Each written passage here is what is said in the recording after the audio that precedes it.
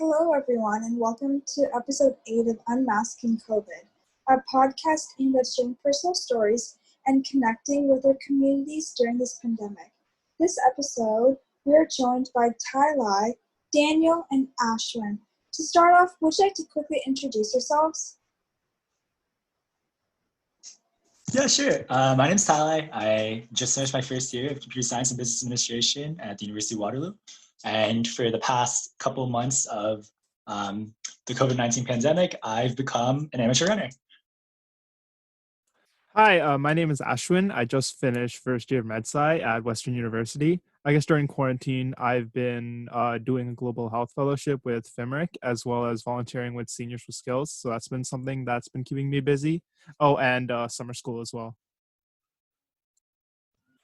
Hey, I'm Daniel, and for the past few months in COVID, I've been working at a small startup, doing some intern work, doing some front end. In terms of university, I also go to the University of Waterloo for CSBBA, and COVID has just kept me pretty much stuck at home. Yeah, it's great to have you all today. So I guess like all of you've kind of touched about how have you been keeping busy during this pandemic, but I guess also if you want to kind of elaborate on that and just like how your life has changed since the onset of this pandemic.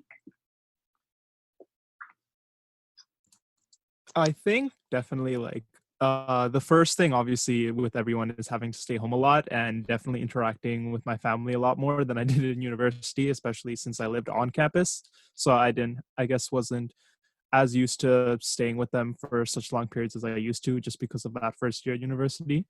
And definitely having a lot more video calls and less face-to-face interactions, of course, due to COVID and having to stay at home. But it's definitely got me a lot more used, I guess, to having video calls and also, I guess, just using technology more as well. Yeah, I think on my part, the biggest thing was adjusting to working from home.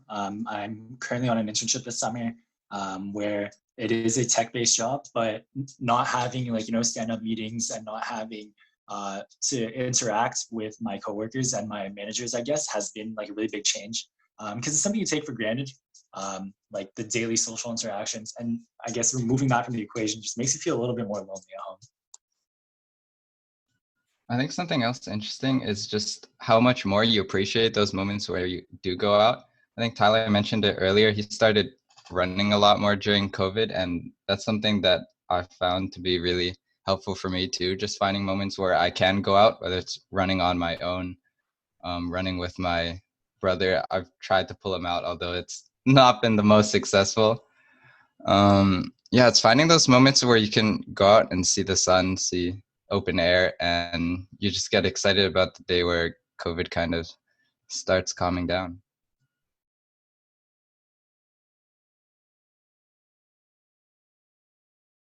And a lot of you did mention like an important change that's come over here is like staying at home and like mainly kind of like using technology as a means of like interacting with other people. Um, so I guess I was just wondering like how different do you find that interaction to be compared to like the face-to-face interactions you've probably had earlier? That's really funny because we do like a lot of Zoom calls or video calls in general over conference, and you realize that you, like especially without video, sometimes like you're missing out on different social cues that you might have in a conversation. Like when someone like sort of like perks up at a conversation point that you're starting, and like it's their turn to speak. But with all of like the tech difficulties and stuff going around, and everyone like struggling to get their conferencing going properly, it sort of makes for a very like awkward and staggered conversation, I feel like. And that's definitely been one thing I've noticed where you're trying to like maintain the same kind of like bonding over the internet, but everyone's sort of like trying their best to do it, but the technology is just sort of holding them back in this process. Yeah, a lot of the conversations definitely I felt like have been a lot more like people kind of talking over each other sometimes just because of miscommunication. It's hard to tell like, oh, when someone stopped talking or if there's just like a pause. And it definitely feels a lot less intimate in terms of the conversation just because of how the distance definitely makes it feel, I guess, a lot less impersonal or a lot more impersonal.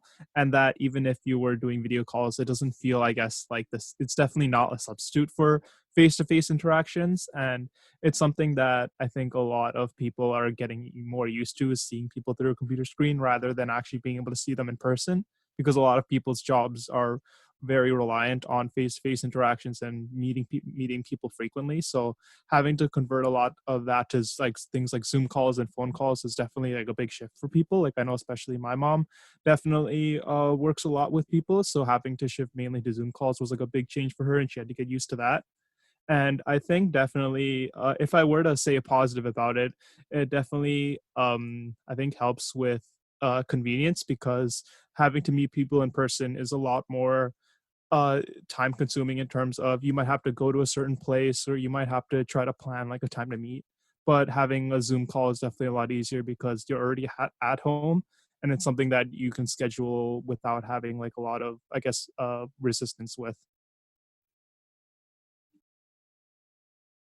Yeah, I noticed alongside having more Zoom calls where you just talk, I've noticed that there are a lot more kind of meetups where you just do things online with people. I don't know if you guys have played like Scribble.io with your friends, played Avalon, tried playing Oh other yeah. games. Yeah, like some of my friends have just been playing poker every other day with their friends just to catch up. And I Wait, noticed that just finding activities that you can do while also talking has been really helpful. is eight ball pool still a thing? Are people still playing that? Like on Facebook, On like No, like messenger Facebook, mini games. on Oh, miniclip. I mean, yeah, there's a miniclip extension for Facebook. Yeah, like either that or like the iMessage version. I still see that quite a bit. Nice. I feel like that was a thing before COVID too, though. Yeah, that was. Yeah, But yeah, definitely. going off of what Dan was saying about Avalon, I feel like these social board games are more and more popular just because like you're putting like the social interactions that you're sort of missing in real life, like like trying to figure out what your friends are up to, or like deducing like whenever they're lying or whatever, and you're putting it into like a gamified version that brings everyone closer together. So like they just get very popular, and they're like really fun games too. Highly recommend. Wait, what is Avalon? Avalon, it's almost like have you ever played Secret Hitler, or have you played a more common one is what's the name? Town of Salem or Oh Dracula. yeah, yeah, I played Town of Yeah, Salem. yeah, yeah, yeah. Yeah, I'm so assuming. it's the same concept where like everybody's assigned a role, and you sort of the role is hidden to everyone else, and the entire objective of the game is to figure out who are the evil people, who are the good people, and you sort of do that by just Okay. having conversations. Yeah. Cool. So definitely a lot of these changes have occurred during the pandemic, and you've had to like shift your way of how you're communicating with other people and how you make time in your schedule, or how your schedule has changed overall. Now, just in general, what are some things that you've done to cope with all these changes? I think I'm going to go right off of what Dan was saying in the very beginning. I feel like this is a common thing amongst people. Is just like working out and exercising more, whether that's through like running, doing yoga, like a popular things like doing the workout challenges, like with those Instagram personalities like Chloe Ting.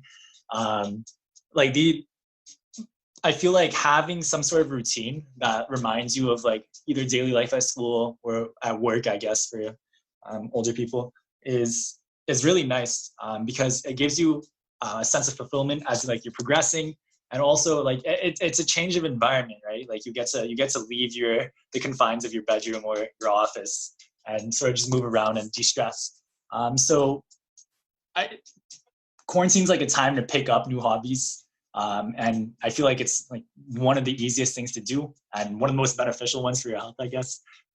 So I definitely support, working out more during this time. Yeah, the Chloe Ting thing really just spoke to me because I actually just finished that challenge myself. So I felt like that when you mentioned that, that really like spoke out to me for a second. And definitely something else that I've been doing is I've been kind of dabbling in poetry a little bit more recently, just because of like something to do and like to be a little bit more creative. And I feel like that's something that I really enjoyed doing, is actually like producing something like that and being able to do like a little bit of that. And definitely I think I've been taking more time, I guess, in terms of like my own mental health to try to do like a gratitude journal, even though that's something I've been slacking on a little bit, is just trying to just some things that I'm grateful for in the day, or just things that I'm proud of, especially has definitely done well for my mental health. And I feel like that's something that we should especially take care of, as well as physical exercise while we're in quarantine, because I guess that's one of the few things we can't take care of during these times. Wait, what is the Chloe Ting challenge? I've heard of it, but I haven't Oh, actually run into it.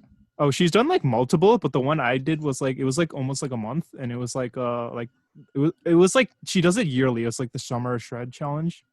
Oh, is she just like an influencer, like someone that does Yeah. magazines or? I think on like on Instagram and stuff. Like I found out Oh, yeah. about it from a friend, and then yeah.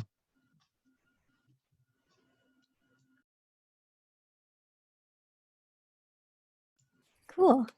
So, to Tyler, we've heard that running is something you've been really passionate about and doing a lot since COVID started. So, what role has exercise played in your life during this pandemic? Oh man. Yeah, so in high school I ran track, and I was it's pretty good. I was a long jumper, and I sprinted 4x4, 4x1, and like the other sprints. But I got injured in my senior year of high school. I got a pressure tear on my meniscus, sorry. So I wasn't able to run in my last year of high school, and I sort of just fell off for me once I got to university. I didn't really have time, and the weather in Waterloo is not that great, like outside of the fall. So like I just didn't really feel motivated to do anything about it. But eventually, like after I got home, I went to go check out with my doctor and my chiropractor, and they said that, hey, like you're probably good now if you wear a brace. So I decided to like finally get back into it and like sort of see like the sport that I loved like so much when I was a kid. Not really when I was a kid, but like through high school. And being able to like sort of get that back, and there's like a sense of feeling that comes with it, sense of freedom, sorry, that comes with it, that really made me happy. And I think I see it as my escape now, just from like, you know, the 9 to 5 work grind, from the summer courses, from all of that. And being able to, I'm on this app called Strava. It's a social running app pretty much, where you get to sort of like team up with your friends, run around with them, see how everyone's progressing. And being able to share that moment with my peers is like really awesome. So definitely it has like a special place in my heart right now. Oh, that's really cool that you were able to pick something up again that you really used to love. I think that's really neat. So, for the other guys, how has exercise played a role in your life since the pandemic started? Damn, really just got degraded to other guys, but yeah, okay. So definitely for me, I guess the clothing challenge again that keeps getting brought up, that's something that I think really helped, because definitely in university, I didn't really, I was in Taekwondo for a bit too, but definitely when academics got busier, I tended more to just not really go to classes and focus more on studying. So that's kind of elements where I didn't really, or just mostly overlook my own physical health. And I think that's something that especially really impacted me at the end of the year. And that's something I wanted to improve on during quarantine.